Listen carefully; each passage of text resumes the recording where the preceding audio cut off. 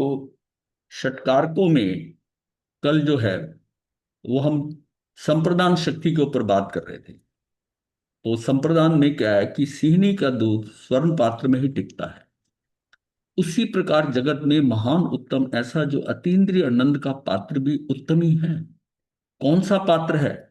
आत्मा में एक ऐसी उत्तम पात्र शक्ति यानी कि संप्रदान शक्ति है कि स्वयं परिणमित होकर अपने अतीन्द्रिय आनंद को स्वयं झेल सके, यानी कि ग्रहण कर सके।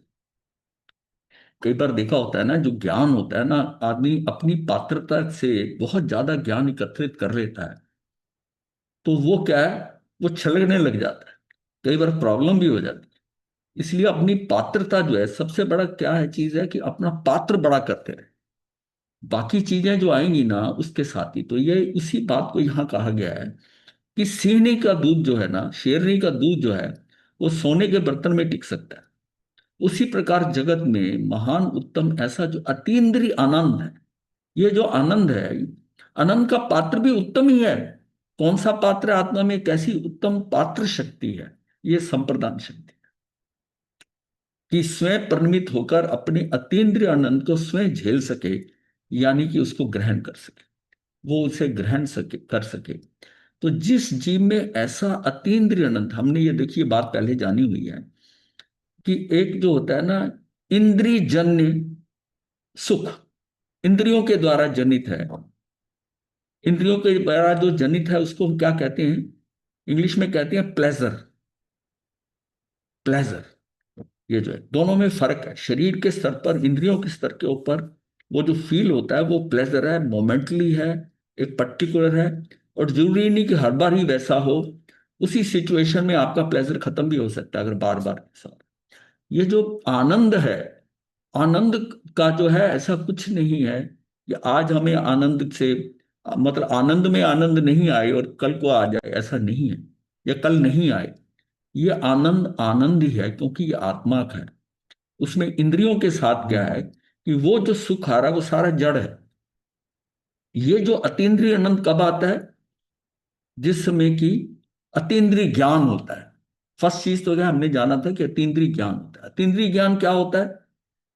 जब पांच सेंसेस जो है, पांचों इंद्रियों से कोई ज्ञान जो है, उधार का ज्ञान अंदर नहीं आ रहा, न मन उसके अंदर कोई इंटरसेप्ट कर रहा है, तो मन और ये इंद्रियां जो हैं, इसको आपने बिल्कुल बंद कर दिया।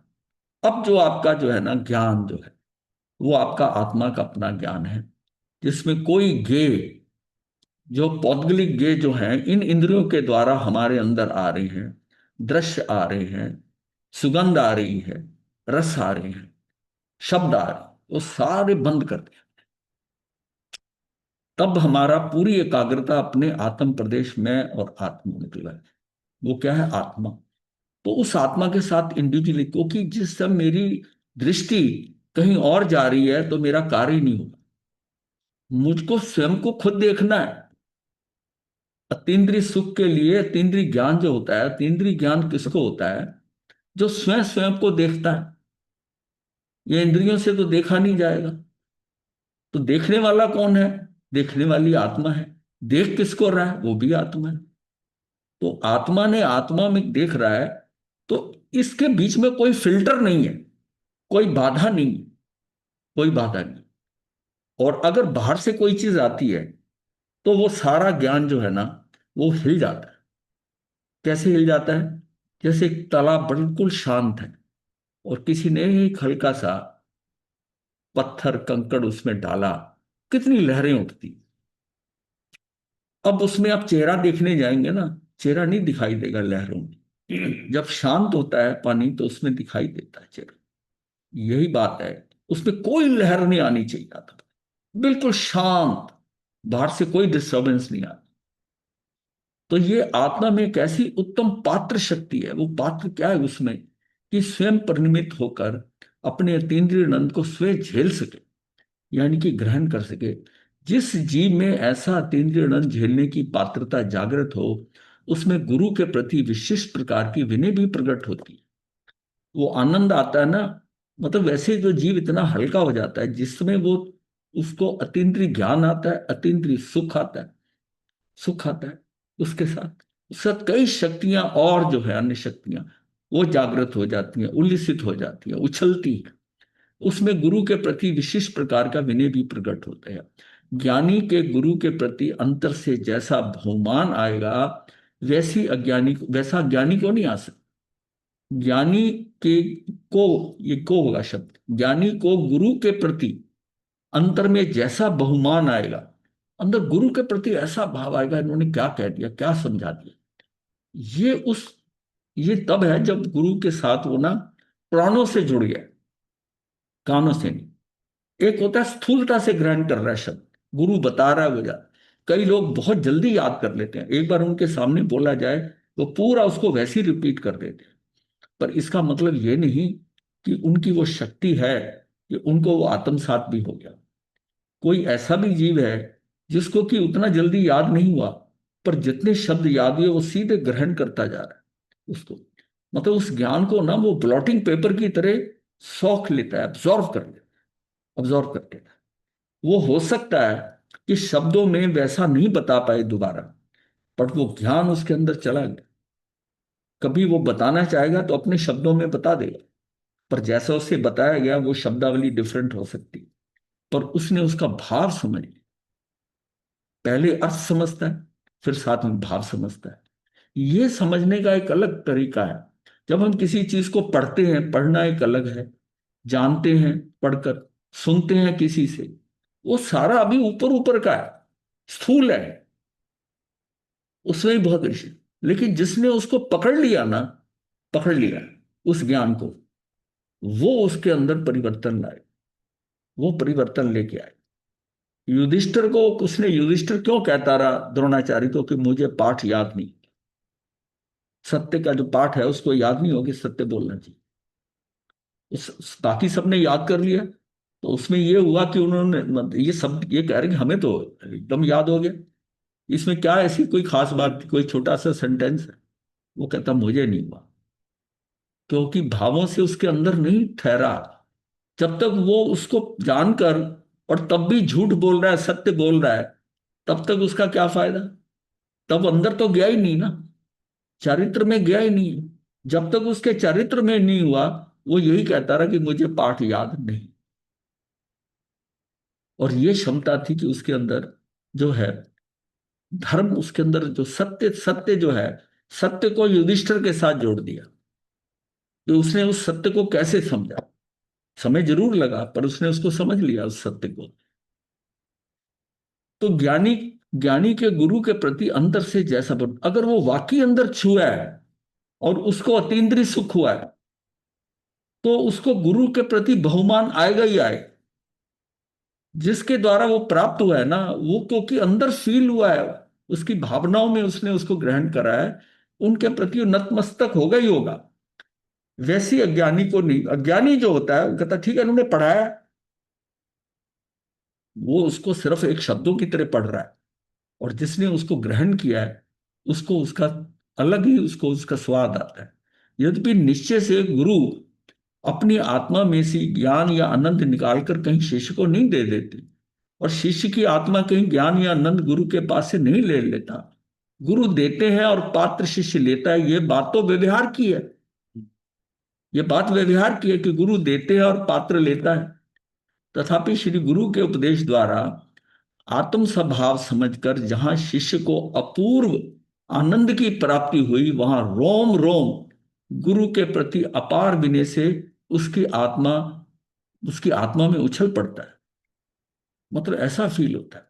आप कभी देखिए जिन लोगों ने शिविर किया है, उस शिविर में उनका बहुत अच्छा ध्यान लगा, शिविर समाप्त हुआ, उनको ऐसा आनंद आया कि मुझे पता नहीं क्या दे दिया। यहां तक वो उसका भी धन्यवाद करता है जिसने उसको गाइड किया कि तू शिविर में आ जा, तथा तूने मेरा कल्याण कर। तो क्यों ऐसा भाव आता है, उसको वो जो अंदर प्राप्ति हुई है, जो उसने फील किया है, उसको वो किसी के कहने से नहीं समझ में आ सकता था। उसने खुद उसको फील किया और फिर ये जाना कि ये इनके द्वारा हुआ है। तो उसके मन में वैसे ही, और किसी का कहने से नहीं, वो अंदर से ही, उसके अंदर से उनके प्रति श्रद्धा जागृत हो जाए। तो प्रति अपार विनय से उसकी आत्मा उछल पड़ता है। निश्चय प्रकट होने से उसका व्यवहार भी लोकोत्तर बन जाता है। और श्री गुरु के अनंत उपकार को व्यक्त करते हुए कहता है, ओह प्रभु, आपने ही इस पामर को आनंद का दान दिया है। ये जो बोल रहा है ना, ये वो बाहर जो शब्दों से बोल रहा है, ये व्यवहार में बोल रहा है, व्यवहार में बोल रहा है। मैं अपने आनंद को भूलकर अनंत संसार में भटक रहा था, घोर भाव भ्रमण से आपने बचाया। ये शब्दों से बोल रहा है, लेकिन एक्चुअल जो फील कर रहा है ना उसके अंदर, उनके प्रति कृतज्ञता, जो उसका भाव आ रहा है, ग्रेटिट्यूड, फीलिंग ऑफ ग्रेटिट्यूड आ रही है, वो एक अलग चीज। वो ग्रेटिट्यूड के हिसाब से कि घोर भव भ्रमण से, ये भी हो सकता है कोई बहुमान कर रहा है और शब्दों से ऐसा नहीं बोल रहा, लेकिन अंदर से वो बहुत फील कर रहा है, उनके प्रति नतमस्तक है, ऐसा भी होता है।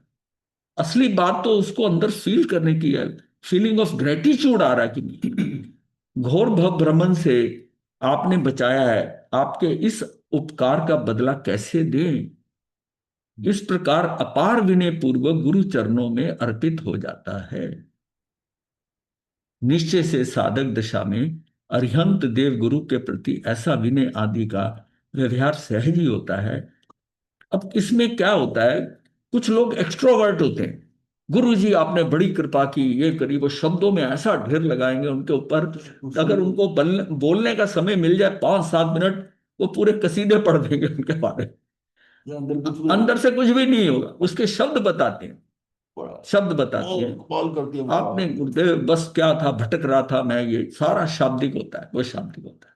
और एक बहुत ही ऐसा व्यक्ति है, वो खड़ा होता है, बताने लगता है, उसके अंदर से उसके आंसू टपक पड़ते हैं, वो मुंह से शब्द प्रॉपरली निकाल पड़ता है, इतना आनंदित और इतना खुश अंदर से, वो उसको शब्द नहीं मिल रहे कि मैं इसको बोलूं कैसे। और जो इतने बड़े बड़े शब्दों से बोल रहा है, वो व्याख्या कर रहा है, वो उसकी ओरेटरी होती है। वो उसको वो ऐसा ऐसा जमा देता है कि लोग कहते हैं वाह, इसको क्या प्राप्त हो, वाह वाह। और एक है वो जस्ट सीधा खड़ा होकर हाथ जोड़ कर कि मैं, और वो बोलते हुए उसकी ना मन भर आता है, आंखों में से पानी निकल आता है। ये होता है कि उसको अंदर छुआ है, उस चीज ने अंदर अपना स्थान बनाया है।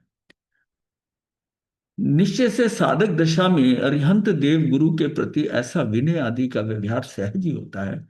यदि आत्मा में से ऐसी विनय ना आए, तो उस जीव को निश्चय का परिणमन अभी नहीं हुआ है, उसको निश्चय से कुछ नहीं पता चला अभी बाहर से, ऐसा समझना चाहिए। ऐसा कहकर जो गुरु की विनय छोड़ देता है, वह महान स्वच्छंदी है, वो अपनी मर्जी करने लग जाता है, स्वच्छंदी हो जाता है। जैसा है उसमें आनंद को झेलने की पात्रता अभी जागृत नहीं हुई है। जिसके अंदर गंधर जैसा विवेक प्रकटा है, जागृत हुआ है, जो आत्मा के अनुभव से आनंदित होकर मिथ्यात्व आदि मोह को नष्ट करता है, सच्चे स्वाधीन सुख को सुख मानता है, अपने ज्ञान आदि गुणों का अविचल श्रद्धान करता है, वह अपने सम्यक दर्शन आदि स्वभाव को अपने में ही धारण करता है। जब ये फीलिंग आती है ना, आप जरा उस जो सिचुएशन है उसको जरा विजुलाइज करें, कि जिसमें गौतम स्वामी वो पहले समोसरण में जा रहे हैं वहां पर, तो ये यानी जब उनकी एक्चुअल में पहला समोसरण हुआ, जो पहला समोसरण जो एक्चुअल में हुआ था वहां पर, केवल ज्ञान होते ही वो तो बिल्कुल खाली गया। तो ये जो है यहाँ पर जब समोसरण के अंदर जाता है, तो उसमें इतना अभिमान होता है कि ये कौन, कौन जो है इंद्रजालिया, मतलब ऐसा जादूगर कौन आ गया ऐसा, जो देवों को भी भ्रमित कर गया। मेरे जैसा तो पांडित्य किसी में नहीं, इतना ज्ञानी और इसका ज्ञान का इतना उनको अभिमान था, अहंकार था।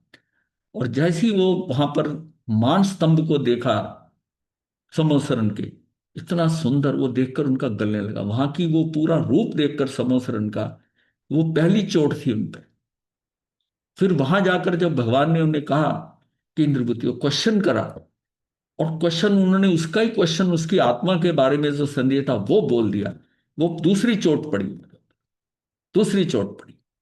और जिसमें उन्होंने सारी बात समझाई, तो पूरे दंडवत होकर वहीं पर ही साष्टांग प्रणाम करके और वहीं लटके। वो जो समर्पण था वो एक्चुअल में था, क्योंकि सारा ज्ञान था, उस ज्ञान का आधार नहीं था उनके पास में, क्योंकि उनको आत्मा का ही नहीं पता था। आत्मा के आधार का पता नहीं था। तो ये जैसे समझ में आया, उनका सारा ज्ञान जो है वो उनको, मैं ये समझता हूं कि उस टाइम जैसा होता है ना कि सम्यक दर्शन हो गया उस समय पर ही।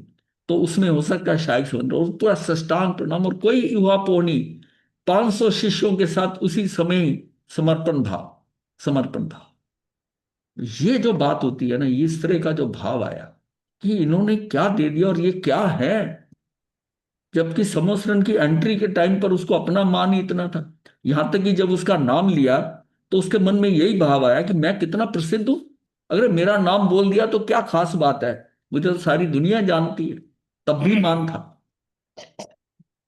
लेकिन उस ज्ञान ने जब वास्तव में वो बात हुई ना गुरु के प्रति, वो ज्ञान को, उसके अभिमान को गला दिया उसको। और जैसे ही वो गला ना, उसके अंदर से चोट मांदड़ से पड़ी और धीरे धीरे करते हुए पूरा जो है वो सारा अंदर से मान गल गया। अब उसको अपने अपना जो सारा अस्तित्व बहुत तुच्छ नजर आ रहा था उनके सामने, कि मेरा अस्तित्व क्या है इनके सामने।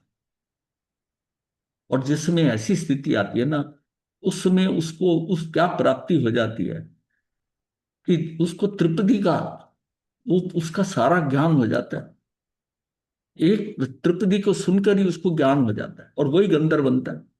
गंधर्व कोई महावीर सिलेक्शन नहीं करते कि ये मेरे 11 गंधर्व जो हैं ये इस तरह ही है, ये जिस जिसको उसमें सुनने के बाद में या बाद में भी हो सकता है, जिसको पूरा ज्ञान उनके समझ में आ जाता है त्रिपदी का, सिर्फ यही त्रिपदी के 3 शब्दों को सुनकर उसको सारा कुछ क्लियर हो जाता है। तो ये जो है ना, ये इसको आता है कि मतलब क्या स्टेम शब्द है, उत्पाद वे और ध्रुवता को समझते ही इसका जो जो किसी धर्म में ऐसा नहीं बताया जाता। उपनयी बात जब भगवान ने बोला है ना जैसे, तो उसको तब समझ में आया कि ये जिस आत्मा को मैं सोच रहा था नित्य है, ये तो परिणमन करती है, ये तो परिणामी नित्य है। सारा स्ट्रक्चर उसके अंदर का चेंज हो गया, सारा जितना ज्ञान था ना। तो इसका मतलब है कि उस, अगर ये नहीं पता था, आत्मा के नहीं पता था और ये गलती थी, इसका मतलब उससे पहले उनको पांडित्य था, समय ज्ञान नहीं था। तो सच्चे स्वाधीन सुख को सुख मानता है, अपने ज्ञान आदि गुणों का अविचल श्रद्धान करता है। वे अपने समग्र दर्शन आदि स्वभाव को अपने में ही धारण करता है।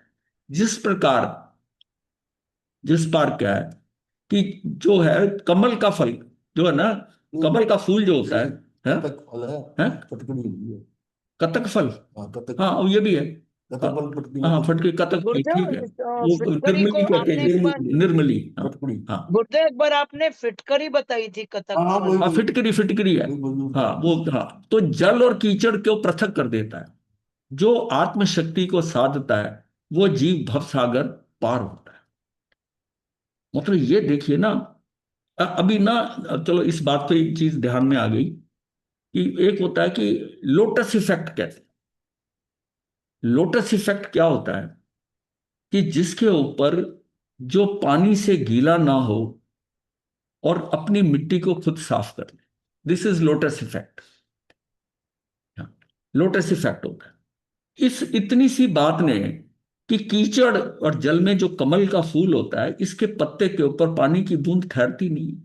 वो देखा भी है कि पानी की बूंद नहीं ठहरती, और पानी की बूंद जैसे बूंद नहीं।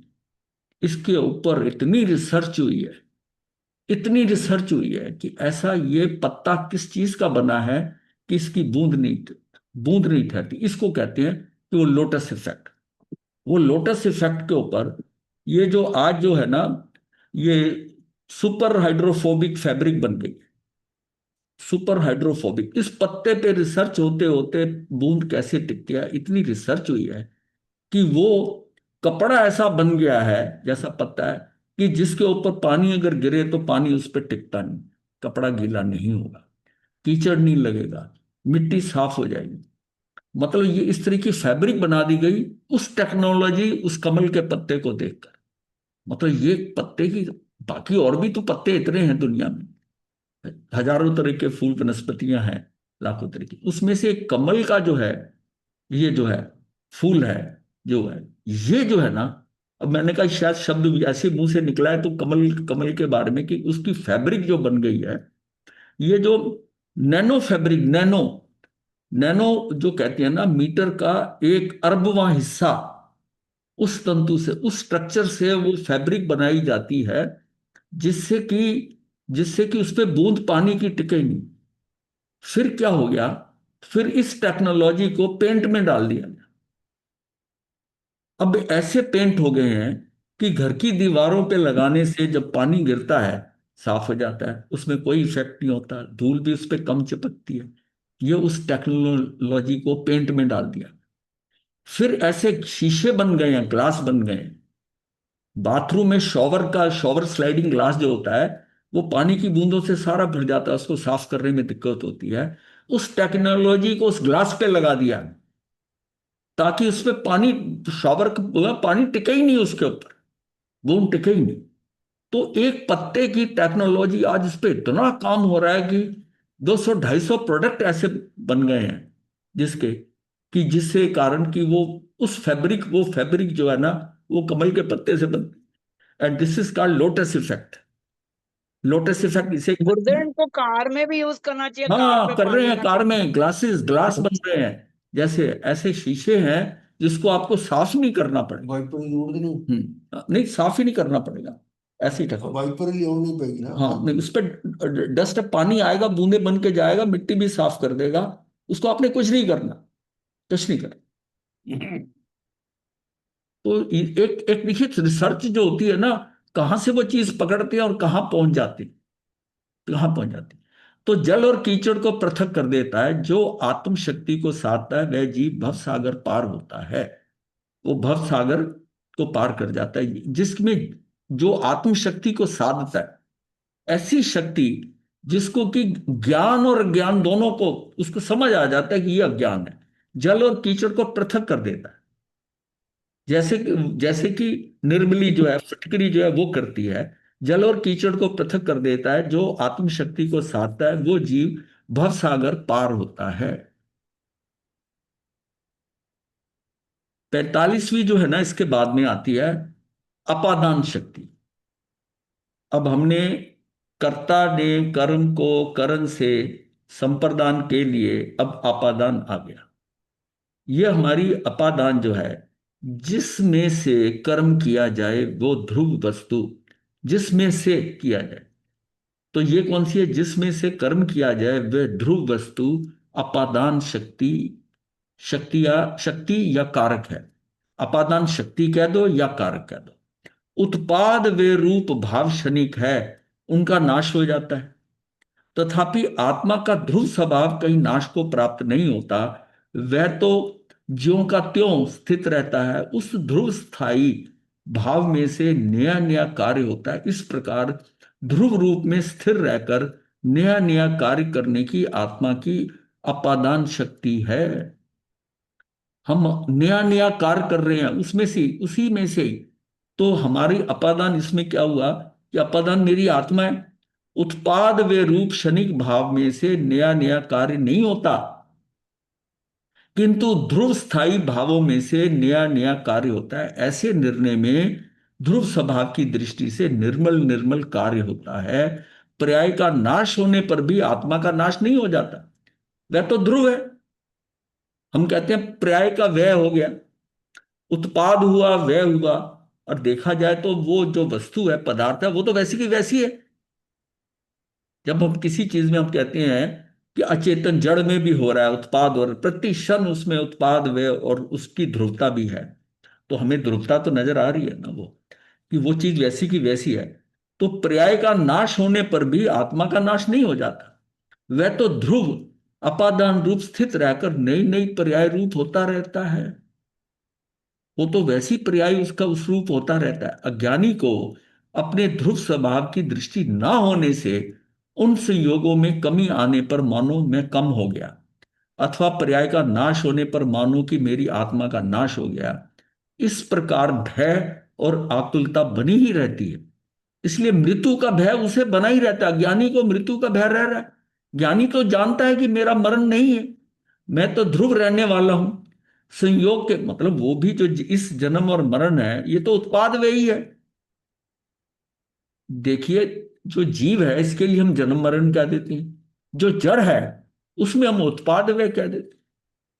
कि जन्म से ऐसा बात आती है ना कि उस जीव के बारे में फील हम कहते हैं, हम कहते हैं कि बच्चे का उत्पाद हुआ, इसका व्यय हो गया, वो नहीं कहते। जन्म हुआ और मरण कहते हैं। मनुष्यों के लिए हम कहते हैं जन्म और मरण।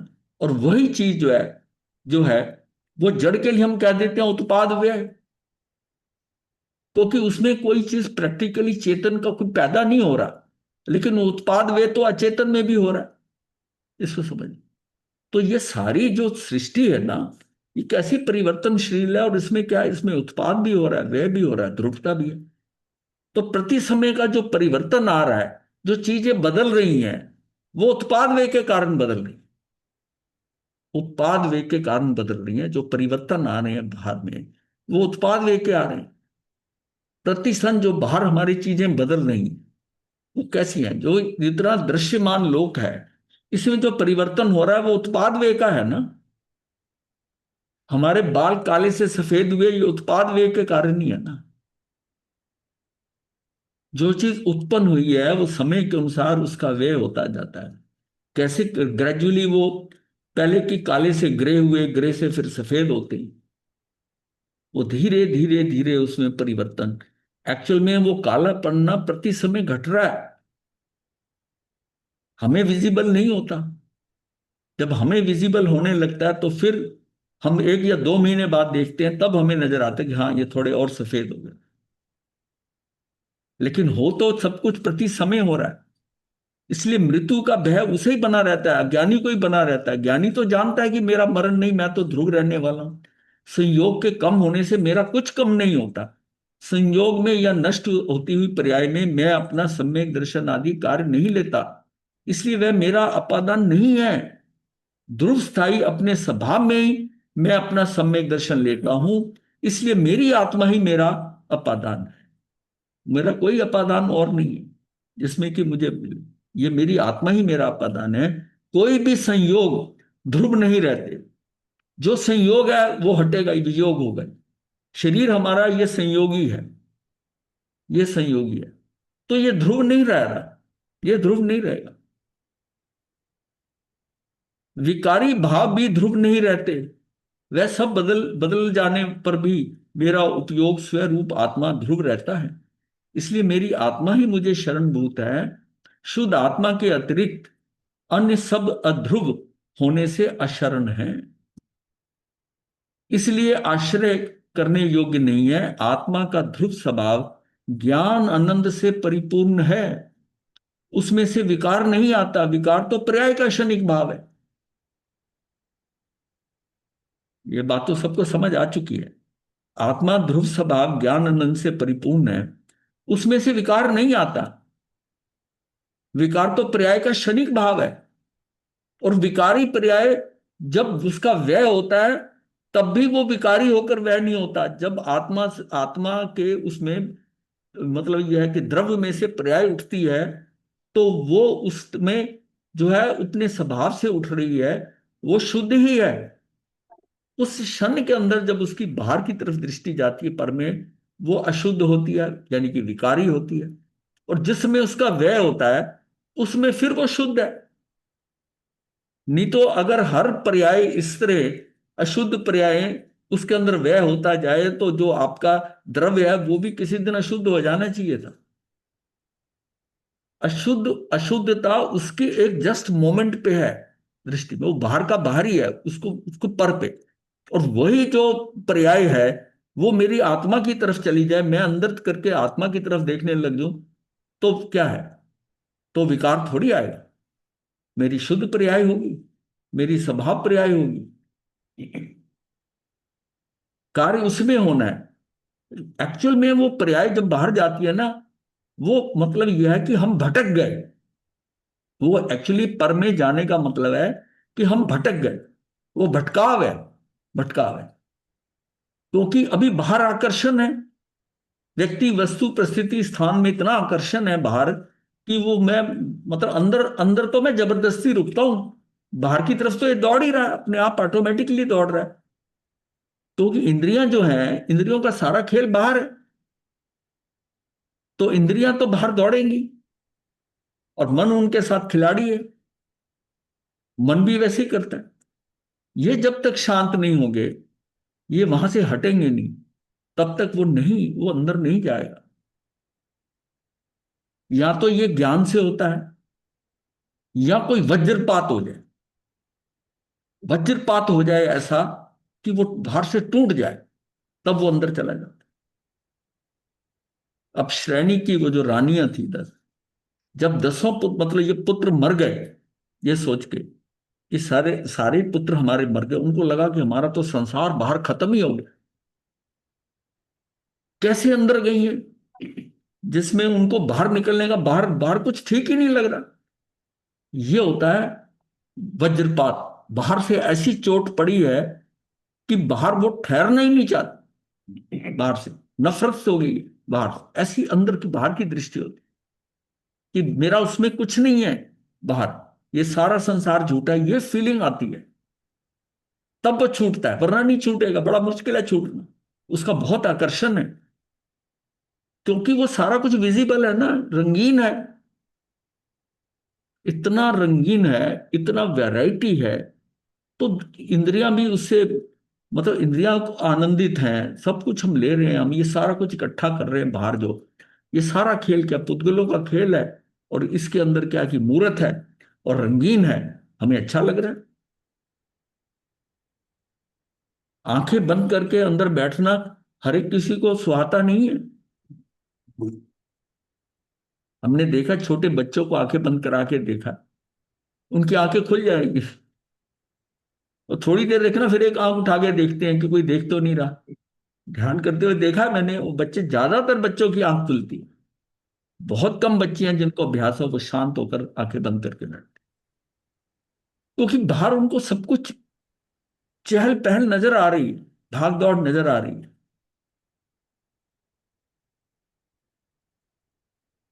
आत्मा का ध्रुव स्वभाव ज्ञान अनंत से परिपूर्ण है, उसमें से विकार नहीं आता। विकार तो पर्याय का क्षणिक भाव है, वह भी पराश्रय उत्पन्न हुआ भाव है। वो भी उसका अपनी, विकार तो पर्याय का क्षणिक भाव है, और वह भी पराश्रय, कहीं पर मैं पर पे आश्रित हुआ, तब मेरा ये भाव आया। आत्मा का ध्रुव स्वभाव में से चाहे जितना ज्ञान आनंद निकालने पर भी वह घट नहीं जाते, वह कम नहीं होता। अनादि काल से विकार किया, इसलिए ध्रुव में से निर्मलता प्रदान करने की शक्ति का घात हो गया। ऐसे ये इसलिए बताया गया है कि जैसे आप मान लिया, वो बेसन निकालती है नानी, अपादान मतलब डिब्बे में से जिसकी बूंदी, अपादान उसमें है कि बेसन निकाल रही है, बेसन उसका जो रॉ मटेरियल है वो कहाँ पड़ा हुआ है, अपादान। उसको अपादान कहा कि इसमें से, इस डब्बे में से, वो डब्बा जो आप, वो एक दिन तो बेसन खत्म होगा ना, वो बेसन खत्म हो जाएगा। जो भी रॉ मटेरियल है बाहर से ले रहे हैं, तो ये व्यवहार समझाने के लिए है कि वो खत्म होगा। तो यहां इस बात को यह कहा जा रहा है कि अनादि काल से विकार किया, इसलिए ध्रुव में से निर्मलता प्रदान करने की शक्ति का घात हो गया, ऐसा नहीं है। मतलब यह है कि ये सारा पराश्रय से उत्पन्न हुआ। आत्मा का ध्रुव स्वभाव में से चाहे जितना ज्ञान आनंद निकालने पर भी वह घट नहीं जाते, कम नहीं होते।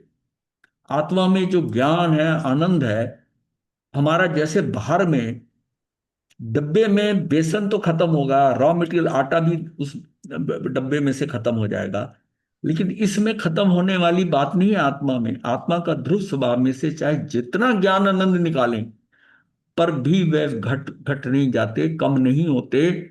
अनादि काल से विकार किया, इसलिए ध्रुव में से निर्मलता प्रदान करने की शक्ति का घात नहीं हो गया, ऐसा नहीं है। मतलब गुरुदेव की, गुरुदेव मतलब कि कभी तो विकार खत्म होंगे ही होंगे ना, विकार खत्म होंगे तो गुण स्वतः प्रकट हो ही जाएंगे। इस एंगल से नहीं बताया गया, इस एंगल से हाँ जी, हाँ बताया जी, कि जो आत्मा में आनंद, ज्ञान और आनंद है, उस आनंद में हाँ अगर जी। प्राप्त कर रहा हूं, आनंद कर रहा हूं, तो ये नहीं है कि उसमें से ये खत्म हो जाए। जो बाहर मूर्त के अंदर चीजें कितनी भी स्टॉक कर लो, वो एक दिन तो खत्म होगी ना। हम्म। इसमें कुछ खत्म नहीं होगा, मतलब ऐसा नहीं अगर है। वो स्टोर में आ गुण कभी खत्म नहीं होंगे, गुण तो रहेंगे नहीं, इंटैक्ट रहेंगे। गुण तो उसके साथ ही जुड़े हुए हैं, वो बात गुणों हाँ की जी, नहीं हाँ है। जी, ये हाँ बात जी। इस पर जो समान निकल रहा है, जो आ रहा है, ज्ञान आनंद आ रहा है, उसकी बात हो रही है कि हाँ उसका जी। निर्बलता प्रदान करने की शक्ति का घात हो गया, ऐसा नहीं है। ध्रुव स्वभाव की शक्ति तो ज्यों की त्यों परिपूर्ण वर्त ही रही है, उसका वर्तन वैसे ही हो रहा है जो उसकी शक्ति है ध्रुव स्वभाव की। जब अंतर्मुख होकर उसे ग्रहण करे तब उसमें से निर्मलता प्रकट होती है। भाई निर्मलता तो आत्मा में है ही है, लेकिन हम जब अंतर्मुख ही नहीं हुए, तो पहली कंडीशन तो यह है कि हम अंतर्मुख होकर उसे ग्रहण करें, दृष्टि मेरी आत्मा पे जाए, तब उसमें से निर्मलता प्रकट होती है। तब उसमें से निर्मलता प्रकट होती है। और जिसमें जितना एकाग्र हो उतनी निर्मलता प्रकट होती है। जितना एकाग्र हो, जितना हम ज्यादा एकाग्र होंगे उसमें उसमें उतनी निर्मलता प्रकट होगी। इतना डीप में मैं उतरो। 1 मिनट रुका तो उसकी निर्मलता होगी, और उसके बाद में 2 मिनट रुका, वो निर्मलता अलग होगी, 3 मिनट की अलग होगी, 48 मिनट में इतनी निर्मलता आ जाएगी कि सारा कुछ निर्मल हो जाएगा। हम्म, मतलब मैं, एक तो समय है, टाइम स्केल के साथ उसकी क्वालिटी भी बढ़ रही है। हाँ जी। इसलिए वो कंडीशन ये है ना, कितने समय। इतने समय का मतलब है कि मेरे अंदर का 24 मिनट रुक जाता हूं तो एक भव अवतारी हूं, 48 मिनट रुकता हूं तो केवल ज्ञानी हूं। उसमें फैक्टर यही लिया गया, टाइम है। और टाइम के साथ क्या कि जैसे टाइम होगा तो आपकी निर्मलता, उसकी जो क्वालिटी फैक्टर है वो भी बढ़ रहा है। मतलब उसमें से आत्मा में अगर एक कुछ सेकंड रुकता हूं तो वो जो निर्मलता आएगी वो और होगी। 1 मिनट रुकता हूं, वो निर्मलता का लेवल होगा, उसकी इंटेंसिटी बढ़ती, हम्म, उसकी सही में इंटेंसिटी गुरु जैसे बढ़ती। अब उसकी जितना कार्य गहरे उतरे करेगी, उतने उसकी तभी निर्मलता का मोती लेवल मिलेंगे ना। बढ़ेगा और बढ़ेगा। हाँ, हाँ। हाँ, वो जैसे भी कहते हैं वो ना, जितनी वो गहराई बोलते में हैं। उतरो तभी मोती मिलते हैं। हाँ, तो वो उसको अपने को समझना है कि ध्रुव स्वभाव की शक्ति तो ज्यों की तो परिपूर्ण बढ़ती है, अंतर्मुख होकर उसे ग्रहण करे तब उसमें से निर्मलता प्रकट होती है। और उसमें जितना एकाग्र हो तो उतनी निर्मलता प्रकट होती है। अपने में से निर्मलता दे देकर द्रव्य कभी थक जाए अथवा निर्मल पर्याय देना बंद कर दे, ऐसा नहीं होता। द्रव्य की शक्ति रंच मात्र कम नहीं होती, कुछ भी कम नहीं हो रहा। देखो ऐसा है, मूर्त का देना, मूर्त देते हो, मूर्त लेते हो, उसके अंदर लेने देने में सीमा है। मूर्त में अगर कोई चीज बीच में से मैं उठाकर किसी में से निकाल के दे दूं, तो मूर्त अगर दे रहा हूं मूर्त में, तो उसमें कमी है। अगर सब कुछ अमूर्त हो, अमूर्त में से अमूर्त दूं, क्या कमी आएगी? ये बात समझ में आ रही है? मूर्त का कंसेप्ट अलग है। मैं अगर ये कहूं आपको कि डिब्बे में बेसन पड़ा है, वो नानी निकाले जा रही है, निकाले जा रही है, कम नहीं। ऐसी बच्चों को कहानियां सुनाते हैं ना कई बार, उसमें से निकलता ही रहा, निकलता ही रहा। वो ऐसा, मूर्त में ऐसा सवाल नहीं है कि मूर्त में वो निकलना बंद हो जाए। वैसे कई चीजों में ऐसा है, लब्धि से बताया गया है, लब्धि से वो जनरेट करना पड़ता है, पर उसकी सीमा है, कहीं हद तक सीमा है। बट ये जो अमूर्त का खेल है, ये इसमें सीमा ही नहीं है। इसमें क्या खत्म हो जाएगा जी अमूर्त? का हाँ, बोल दो प्लीज। हाँ। तो निर्मल पर्याय का देना बंद कर दे, वो कहनी बहुत थक गई हो, अब ज्यादा नहीं। जब हम ज्ञान चाहते हैं, हम सोचते हैं हमें इतना ज्ञान हो गया, बहुत हो गया, बहुत हो गया। ज्ञान की कोई सीमा ही नहीं है, वो तो अनंत ज्ञान तक जाएगा, तो कहीं रुकने का नहीं। जो सारा खेल अमूर्त का है ना, वो बिल्कुल डिफरेंट कंसेप्ट पे चल रहा है। हमें समझने में दिक्कत वहीं आती है, क्योंकि हमारे सारे कंसेप्ट मूर्त से जुड़े हुए हैं। ऐसे कैसे होगा? ये कैसे होगा? क्या कभी खत्म नहीं होगा? कुछ नहीं होगा। वो जो सुख में आत्माएं जो सिद्धों की हैं, कब से आनंद में है वो सारा। हमने जो हमारे गुण हैं अनादि से मेरे साथ, आत्मा के साथ मैं लेके चल रहा हूं, ये सारे अमूर्त हैं। आत्मा मूर्त है, इसका जन्म मरण नहीं, मतलब ये खेल अलग है। मूर्त कितनी भी स्ट्रांग चीज मूर्त बना दो, उसका अंत तो होगा ना। कितनी स्ट्रांग बना दो, कोई 100 साल में 2 साल में बिल्डिंग बना दो, पत्थर की चीज या किला बना दिया, बहुत पक्का बड़ा सामना है, 200 400 500 1000 साल में ढह जाएगा ना, क्योंकि वो सारा संयोगित है। आपने ईंट से ईंट जोड़ी, उसके सारा संयोग से जो चीजें बनी है, उसका वियोग होगा ही, वो टूटेंगी, वो निकलेंगी। जब स्कंद के अंदर जितने परमाणु जुड़ते हैं वो भी पूरे कंट्रोल नहीं किए जाते, वो भी वो उनका संबंध स्कंद जो है अनंत काल के लिए नहीं है। वो ज्यादा से ज्यादा उसमें जो परमाणु जुड़े हैं वो असंख्यात काल तक हैं, वो छिटकेंगे ही छिटकेंगे, उसमें निकलेंगे ही निकलेंगे। इसका मतलब संयोग हुआ है उनका, जो स्कंद बने, जो मूर्त हुए, वो संयोगित चीजों का है, उनका वियोग होगा ही होगा।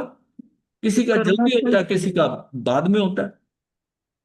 ये जो है आत्मा, आत्मा जो है, इसके इसके साथ अब इसको इस एंगल से अब सोचिए कि आत्मा क्या है। इसका ना कभी जन्म हुआ ना मरण हुआ, इसमें कुछ बदलना नहीं, इसके गुण वही रहने हैं जितने गुण हैं।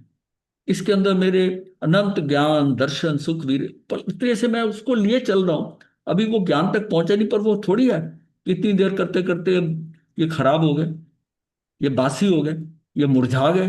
कुछ नहीं, अमूर्त है ये, इसका कुछ नहीं होगा।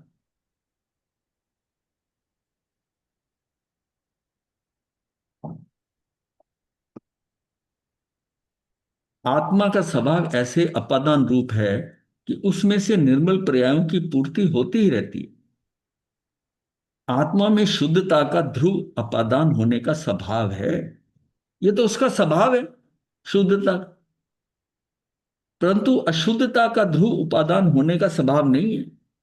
अशुद्धता आत्मा के ध्रुव द्रव्य गुण के साथ अभेद नहीं होती, इसलिए जो द्रव्य गुण और अशुद्धता का अपादान नहीं है, ये जो द्रव्य और गुण जो है ना, अशुद्धता का अपादान नहीं है, इसमें कुछ, इसमें कोई नहीं अशुद्धता। ये कर्ता कर्म आदि 7 विभक्तियां हैं, वह आत्मा के स्वरूप, इसमें संबंध साथ जोड़ के लिखा है, विभक्तियां हैं, वह आत्मा के स्वरूप को पर से विभक्त तथा स्वयं से एकत्व को बतलाती हैं। कर्ता शक्ति अन्य के कर्तृत्व से भिन्नता बतलाती है। कर्म शक्ति विभाव कर्म तथा जड़ कर्म से भिन्नता बतलाती है।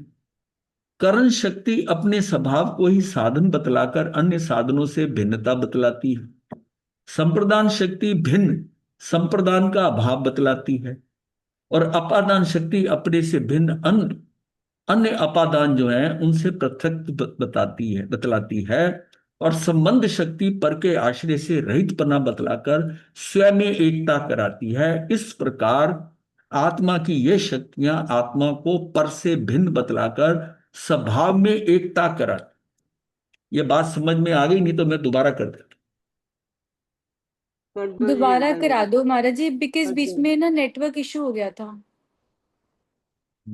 ये कर्ता कर्म आदि 7 विभक्तियां, यानी कर्ता कर्म से लेकर संबंध तक 6 कारक हो गए, प्लस 7वीं जो है वो संबंध है। ये कर्ता कर्म आदि 7 विभक्तियां हैं, वह आत्मा के स्वरूप को पर से विभक्त तथा स्वयं से एकत्व को बतलाती हैं। ये सारियां क्या है, आत्मा के स्वरूप को पर से विभक्त करके और स्वयं में एकत्व को बतलाती हैं। यानी कि तेरा ये जो सारा परिवर्तन, ये कार्य जो हो रहा है, वो पर से नहीं हो रहा, उसको करने वाले जो भी हैं वो तेरे तेरे हैं और तेरे में ही है। कर्ता शक्ति अन्य के कर्तृत्व से भिन्नता बतलाती है। भाई कर्ता शक्ति कह रही कि ये कर्ता शक्ति तेरी अपनी है, तो अन्य के कर्तृत्व से भिन्नता बतलाती है। कोई और आके थोड़ी करेगा, या और किसी में आकर करने की ताकत ही नहीं है। तेरी कर्ता शक्ति मतलब कर्ता शक्ति अन्य के कर्तृत्व से भिन्नता बतलाती है। कर्म शक्ति विभाव कर्म तथा जड़ कर्म, ये जो विभाव कर्म शक्ति से भिन्नता बतलाती है। ये जो हमने जड़ कर्म देखे थे ना, विभाव कर्म कौन से होते हैं? भाव कर्म जो होते हैं, भाव विभाव में, ये राग द्वेष आदि, ये जो जड़ कर्म है, ये 8 कर्म जो है सारे, और कर्म ये सारा उसके साथ से कर्म शक्ति जो है, ये सारा उससे भिन्नता बतलाती है। और करण शक्ति अपने स्वभाव से ही साधन बतलाकर अन्य साधनों से भिन्नता, कि मुझे और बाहर का साधन चाहिए ही नहीं इस कार्य को करने के लिए।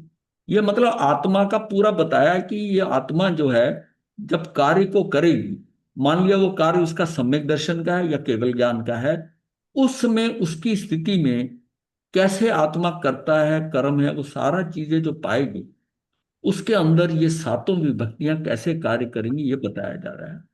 तो वो करण शक्ति अपने स्वभाव को ही साधन बतलाकर अन्य साधनों से भिन्नता बतलाती है। संप्रदान शक्ति भिन्न संप्रदान का अभाव बतलाती है, किसी और के लिए थोड़ी मैंने करना है। ये सारा संप्रदान शक्ति ये मेरे लिए ही है। अपादान शक्ति अपने से भिन्न अन्य अपादान से, किसी डिब्बे से माल नहीं लेना अपने को, किसी और का ना। मेरा अपादान जो है मेरा ही है, रॉ मटेरियल मुझे अपने में से वो रॉ मटेरियल मेरा क्या है, उस समय का शुद्ध भाव, वो भाव मेरा अपने यहां से उठेगा। आत्मा का पर के आश्रय से रहित पना बतलाकर स्वयं में एकता कराती है, ये कराती है संबंध शक्ति।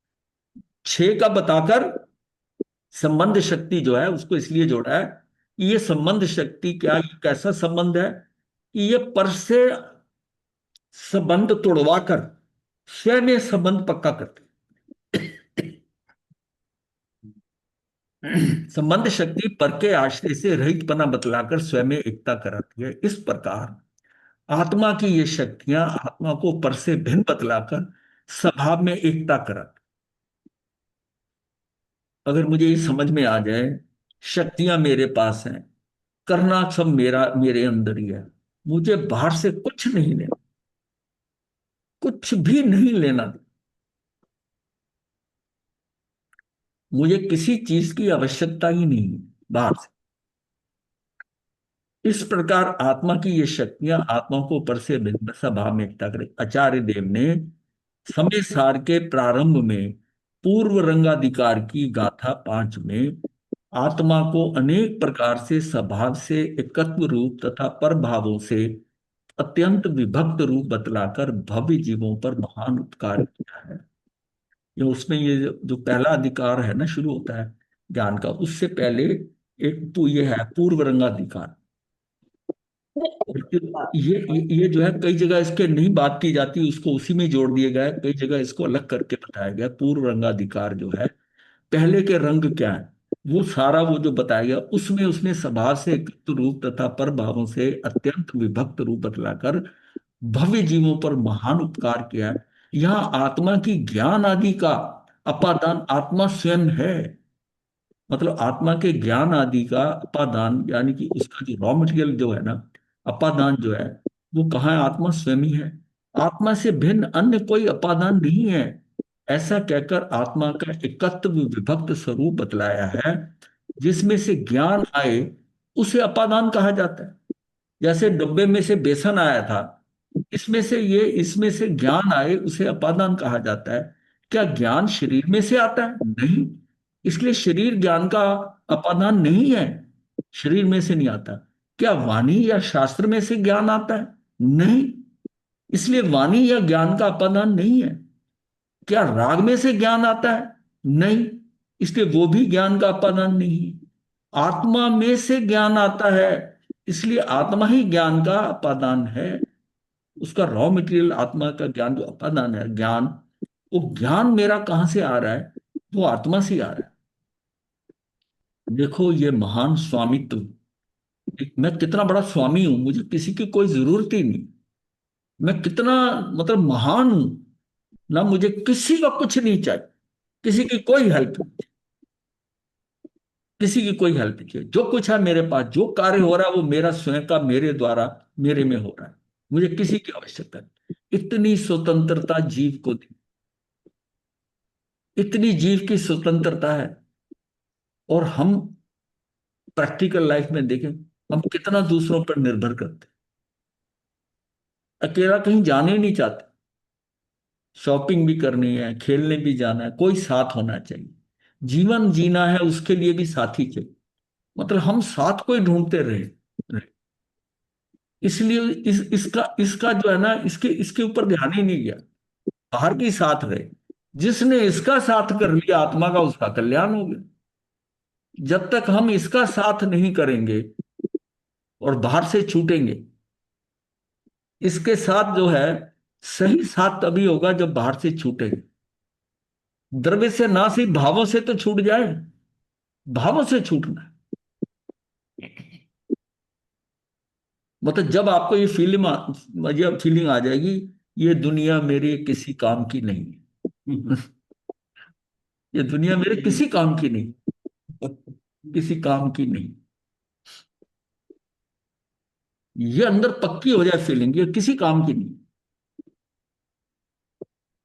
फिर चाहे वो नाटक करता रहे, लेकिन उसको पक्का है कि ये किसी काम, कोई मेरा नहीं, ये सब ड्रामा।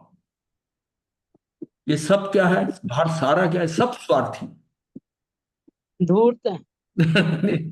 दूर कहना बंद कर दे। तो महाराज जी हम भी तो धूर्त हैं ना, अगर वो स्वार्थी हैं तो हम भी तो स्वार्थी हैं, सारे धूर्त है ना। तो हम भी तो उसी में इंक्लूडेड हुए। हाँ हाँ, हम इंक्लूडेड है, दूसरे को दोषी नहीं देना। जब तक हम बाहर हैं तो धूर्त ही हैं। जब अंदर आ गए, ये शरीर, ये सारा खेत किसका है, धूर्तपना किसका है, शरीर का है। बाहर के रिश्ते सारे शरीरों के हैं। भाई आत्मा के साथ कोई रिश्ता थोड़ी है, आत्मा से कोई जोड़े भी नहीं। आत्मा जब से तक कुछ सांस नहीं नहीं जुड़ा फूटते तब तक ठीक है, नहीं फूटते है। तो फिर वो बुरा बन जाता है। तो सारे सारे आपके रिश्तों की शुरुआत ही शरीर से हुई है। माता पिता के शरीर से, अपना शरीर, आगे अपने बच्चों के साथ, सारा रिश्ता बाहर जो है शरीरों का, ये सारा रिश्ता, ये सारा संसार पौद्गलिक है। इसमें पौद्गलिक है तो इसमें वास्तविकता नहीं है। ये संयोग वियोग से भरा पड़ा है। और हम क्या होता है, संयोग पे खुश हो रहे हैं, वियोग पे दुखी हो रहे हैं।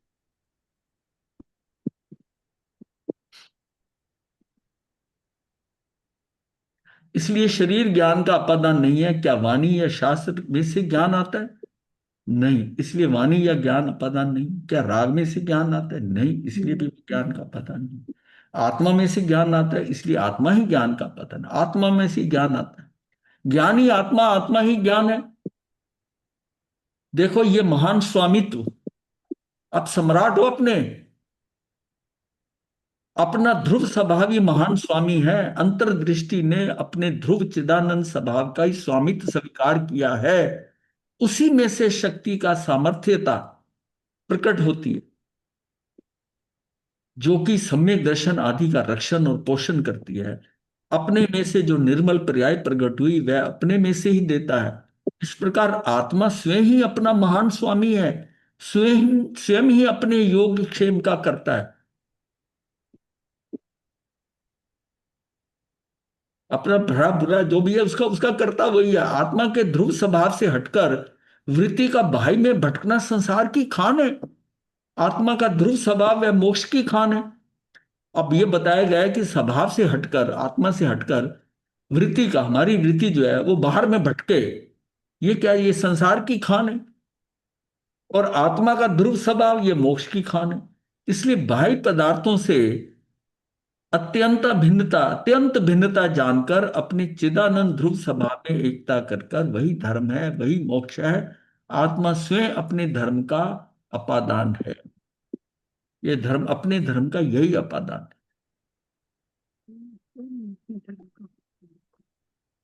अब ये बाद में छठी जो आती है, ये अधिकरण, ये 46वीं शक्ति है, अधिकरण शक्ति। अधिकरण शक्ति जिसमें या जिसके आधार से कार्य करने में आता है, उसे अधिकरण शक्ति कहते हैं। जैसे वो लड्डू बनाए नानी ने, तो थाली जो थी जिसमें उसने लड्डू बनाए, वो थाली को अधिकरण कहा है व्यवहार में, तुम्हें। और यहां अधिकरण शक्ति जिसमें या जिसके आधार से कार्य करने में आता है, उसे अधिकरण शक्ति। भाव्यमान भाव के आधार पने अधिकरण शक्ति आत्मा में ही है। इसलिए आत्मा स्वयं ही अपने सम्यक दर्शन ज्ञान चरित्र रूप धर्म का आधार है, अन्य कोई आधार नहीं। मेरा आधार क्या है, धर्म का आधार क्या है? मेरी आत्मा में, आत्मा ही आधार है। सम्यक दर्शन, सम्यक ज्ञान, सम्यक चरित्र रूप धर्म का आधार है, अन्य कोई आधार नहीं है। अब प्रश्न आता है कि जिस प्रकार लोक में बालक को माता का आधार है, शिष्य को गुरु का आधार है, प्रजा को राजा का आधार है, स्त्री को पति का आधार है, और रोगी को वैद्य का आधार है, और छत को स्तंभ का आधार है, नीचे से पिलर खड़ा है अगर। इस प्रकार विभिन्न आधार कहे जाते हैं। उसी प्रकार आत्मा में धर्म एक आधार क्या है, धर्म का आधार है क्या? मतलब आत्मा के अंदर धर्म जो है वो उसको सपोर्ट कर रहा है क्या? आधार क्या है? मतलब आत्मा में धर्म का आधार क्या है? धर्म को कौन सपोर्ट कर रहा है? आत्मा में ऐसी अधिकरण शक्ति है कि वह स्वयं ही अपने धर्म की आधार होती है। अन्य किसी आधार की उसे आवश्यकता ही नहीं। सम्यक दर्शन ज्ञान चरित्र रूप भाव वह धर्म है। उस भाव का भवन, भवन का मतलब परिणमन, निर्माण होना, यानी भवन का परिणमन या निर्माण आत्मा के ही आधार से होता है, किसी अन्य के आधार से नहीं होता। इसलिए आत्मा ही उसका कारण है। ये सारा खेल आत्मा में ही होना है।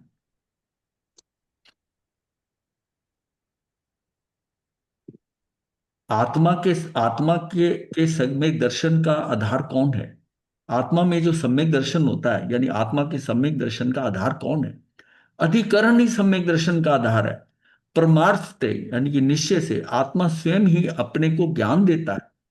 इसलिए ज्ञान पर्याय का गुरु आत्मा स्वयं है, स्वयं ही अपना गुरु है। निर्मल पर्याय रूपी जो प्रजा है उसका आधार चैतन्य राजा स्वयं ही है। राग द्वेष मोह रूपी रोग चैतन्य स्वभाव के आधार से ही मिटता है। राग द्वेष जो है ना, ये मोह रूपी रोग चैतन्य स्वभाव के आधार से ही मिटता है। इसलिए आत्मा स्वयं ही अपना वैद्य है। वैद्य भी वही है, इलाज अपना करता है। और मोक्ष दशा रूपी जो छत है उसे स्थिर रहने के लिए स्तंभ भी अपनी आत्मा स्वयं ही है। आत्मा के स्वभाव के आधार से ही मोक्ष दशा होती है। इस प्रकार अपने भाव का आधार आत्मा स्वयं ही है। मतलब इतनी सेल्फ सफिशिएंसी है हमारे अंदर कि सब कुछ अंदर ही है, इतने सफिशिएंट है हम कि हमें कहीं बाहर देखना नहीं, सारा सिस्टम ऑटोमेटिक है। इस प्रकार अपने स्वभाव का आधार आत्मा स्वयं ही है। शरीर मन वाणी या राग आत्मा के धर्म का आधार नहीं है। शरीर मन और वाणी ये आधार नहीं है, तथा आत्मा उन शरीर मन वाणी का या राग का आधार नहीं है। वास्तव में आत्मा अपनी निर्मल पर्याय का ही आधार है। जिसने अपने स्वभाव को ही अपना आधार बनाया उसे स्वभाव के आधार से निर्मल पर्याय ही होती है, स्वभाव के आधार से मलिन पर्याय नहीं होती। इसलिए निर्मल पर्याय का ही आधार होना आत्मा का स्वभाव है। मलिनता का आधार होना आत्मा का स्वभाव नहीं है। हमारे सिस्टम में उसमें मलिनता नहीं है, मलिनता तो बाहर जाने में। ये स्वभाव मतलब इतना निर्मल अंदर सिस्टम जो सारा है, क्लैरिटी से मतलब है कि सारा कुछ आत्मा, मतलब यहां तक भी है कि शरीर का अपने आप को खुद ठीक करना, अपने आप। अब अगर हम दवाई नहीं भी करते, इलाज नहीं, ऑटो सिस्टम है, सारा शरीर अपने को खुद ही ठीक करता है। इतनी स्वतंत्रता दी है कि तेरा शरीर अपना ही, जिन कर्मों के साथ तुझे रोग हुआ है उसका साता विधि खत्म होते ही वो रोग ठीक हो जाएगा। लेकिन फिर भी हम जो है दवाइयां करते हैं, ये हमारी क्या है, अज्ञानता, उस पर सिस्टम पे विश्वास नहीं है। इसको ज्यादा दिगंबर मान्यता के अंदर दिगंबर संत है ना, वो नहीं लेते, वो इलाज विलाज नहीं कराते, लेकिन सिर्फ उनमें भी दवाई जो होती है वो प्राकृतिक वे में, वो जो भोजन ले रहे होते हैं, क्योंकि उन्होंने एक टाइम ही आहार लेना होता है, उसी समय ही उनको पहले तो उनका वो आहार के हिसाब से दी जाती है, आहार ऐसा दिया जाता है।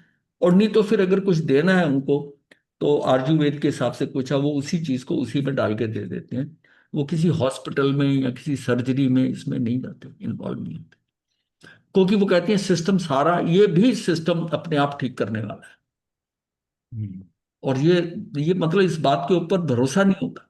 अगर भरोसा हो जाए तो जैसे स्वतंत्रता हर चीज में है ना, आत्मा की हर चीज में हम समझने हैं कि आत्मा में ये सब कुछ है, तो इसमें भी अपने आप को ठीक करने का सिस्टम, और मेडिकल साइंस आज की डेट में मान रही है कि हर सिस्टम जो जीव में है वो अपने सिस्टम को ठीक करने का, पता है इसे कितनी बड़ी शरीर का जो ऑपरेशन हो रहा है, इसमें जो काम हो रहे हैं, जो हार्मोन्स, जो केमिकल, जो सारा अंदर हो रहा है, वो सारा इतना ऑटोमेटिक है कि उसमें जहां कहीं अवरोध आता है वो लूप चेंज होकर और करेक्टिव लूप में जाकर उसी को ठीक करने का सिस्टम भी डेवलप हो जाता है।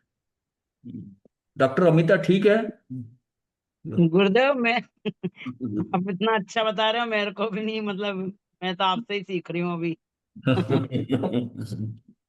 नमो अरिहंतां नमो सिद्धानं नमो आयुर्य नमो वज्राय नमो सब साउन ऐसा पंचे नमो कार सब पापना सम मंगलान सुदेशुम कर्णम भवि मंगलम चतारी मंगलम हरिहंता मंगलम सिद्धा मंगलम साहु मंगलम केवली पनतो धम्मो मंगलम चतारी लोकोत्तमा हरिहंता लोकोत्तमा सिद्धा लोकोत्तमा साहु लोकोत्तमा केवली पनतो धम्मो लोकोत्तमा चतारी शरणं प्रवज्यामि अरिहंते शरणं प्रवज्यामि सिद्धे शरणं प्रवज्यामि साहु शरणं प्रवज्यामि केवली पुनतं धम्मं शरणं प्रवज्यामि चारि शरण सुख करने मंगल करने सदा